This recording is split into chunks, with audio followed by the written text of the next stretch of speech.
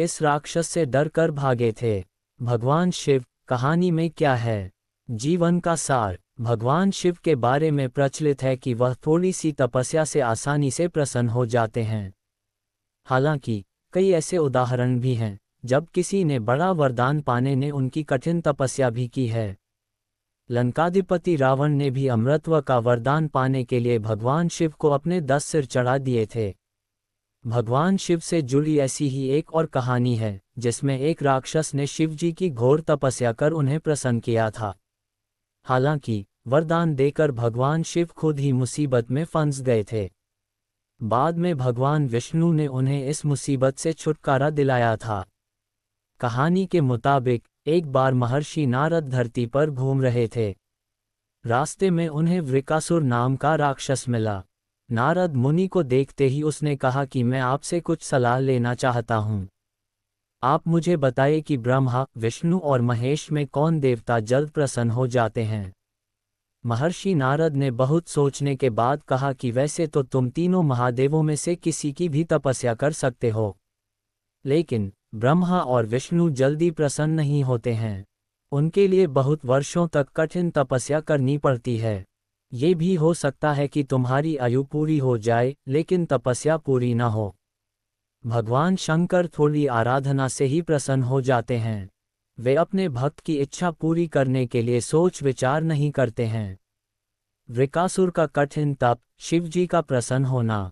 वृकासुर ने भगवान शंकर की आराधना करने का फैसला किया और हिमालय के केदार क्षेत्र में जाकर आराधना करने लगा। यज्ञ, जप, तप, ध्यान सब प्रकार से वह पूजा पाठ करने लगा। कुछ दिनों के बाद उसने सोचा कि मैं शरीर और प्राण को ही भगवान शिव को अर्पित कर दूंगा। ऐसा सोचकर वह अपने शरीर का मांस काट काट कर यज्ञ कुंड में डालने लगा, लेकिन भगवान शिव प्रसन्न नहीं हुए। परेशान होकर एक दिन उसने अपना शीश काटकर भगवान शिव को अर्पित करने का फैसला किया। स्नान ध्यान कर जैसे ही उसने खड्ग उठाकर अपना शीश काटना चाहा कि भगवान शंकर प्रकट होकर बोले, बस करो, तुम्हारी तपस्या पूरी हुई। मैं तुम पर प्रसन्न हूँ। वर मांगो। वृकासुर की वरदान की परीक्षा के लिए हठ। वृकासुर हाथ जोड़कर भगवान शिव से बोला, आप मुझे वर दीजिए कि मैं जिस प्राणी के सिर पर हाथ रख दूं, उसकी तुरंत मृत्यु हो जाए। शिवजी वृकासुर की यह मांग सुनकर चिंता में पड़ गए, लेकिन वरदान नहीं देने पर देव मर्यादा का उल्लंघन हो रहा था। शिवजी वृकासुर से बोले कि तुम्हारी तपस्या व्यर्थ नहीं जाएगी। तुमने मुश्किल वरदान की कामना से तपस्या की थी, इसलिए तुम्हें तपस्या भी कठिन करनी पड़ी। जाओ, जैसा वर चाहते हो वैसा ही मिलेगा।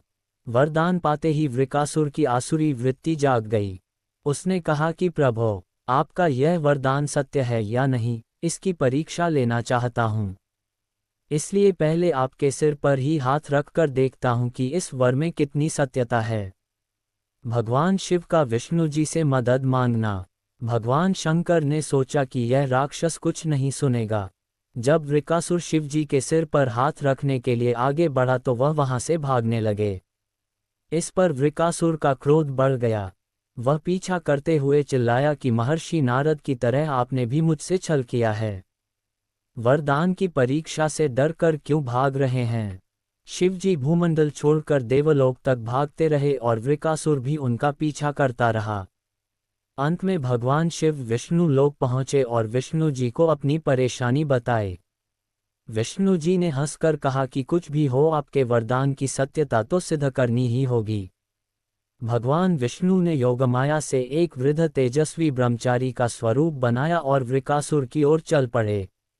भगवान विष्णु का शिव जी की बुराई करना। भगवान विष्णु को जब वृकासुर आता हुआ दिखाई दिया तो उन्होंने आगे बढ़कर उसे प्रणाम किया। उन्होंने वृकासुर से कहा कि असुरराज कहाँ भागे जा रहे हैं? लगता है कि आप बहुत थक गए हैं। शरीर को थोड़ा आराम दीजिए। आप सब प्रकार से समर्थ हैं, फिर भी मेरे योग्य कोई काम हो तो बताएं। अक्सर लोग अपने मित्रों और सहायकों से ही अपने काम पूरा करा लेते हैं। एक तेजस्वी ब्रह्मचारी की बातें सुनकर वृकासुर ने शिवजी के वरदान और उसकी परीक्षा की बात बताई। इस पर ब्रह्मचारी हंसा और कहा कि तुम किसके वरदान की परीक्षा लेना चाहते हो? शिवजी का तो अपना कोई घर ही नहीं है। वह खुद भूतों प्रेतों के साथ घूमते रहते हैं। वह भला किसी को क्या वर देंगे? वर देने वाले तो ब्रह्मा और विष्णु ही हैं। वृकासुर का ब्रह्मचारी की बातें में फंस जाना। विष्णु जी ने वृकासुर से कहा कि तुम्हें वरदानी होना था तो ब्रह्मा या विष्णु की आराधना करनी चाहिए थी। शिवजी के पीछे बेकार दौड़ रहे हो। वरदान देने वाला तो खुद इतना शक्तिशाली होता है कि उसके वरदान का असर खुद उस पर नहीं हो सकता है। उन्होंने तो तुम्हें झूठ मूठ का वरदान दिया है। तुम्हारी तपस्या बेकार चली गई। ब्रह्मचारी की बात सुनकर वृकासुर निराश हुआ। उसका मनोबल टूट गया। वह कहने लगा कि मुझे तो देवर्षि नारद ने शिव की आराधना करने को कहा था। ब्रह्मचारी ने कहा कि तुमने नारद मुनि पर भरोसा कर लिया। वह तो ऐसे घुमक्कड़ साधु हैं जो सभी को उल्टी सलाह ही देते हैं। अगर तुम्हें मेरी बात पर भरोसा नहीं हो तो अपने सिर पर हाथ रखकर देख लो कि कैसे शिव ने तुम्हें झूठा वर देकर बहकाया है। वृकासुर का भस्म होना और जीवन का सार। वृकासुर का मनोबल बुरी तरह टूट चुका था। उसे ब्रह्मचारी की बात पर भरोसा हो गया कि शिवजी ने भी उसके साथ छलकर झूठा वरदान दिया है। उसका विवेक नष्ट हो गया। उसने वरदान की सत्यता का परीक्षण करने के लिए अपना हाथ अपने ही सिर पर रख लिया। सिर पर हाथ रखते ही भयंकर अग्निपुंज प्रकट हुआ और वृकासुर उसमें भस्म हो गया।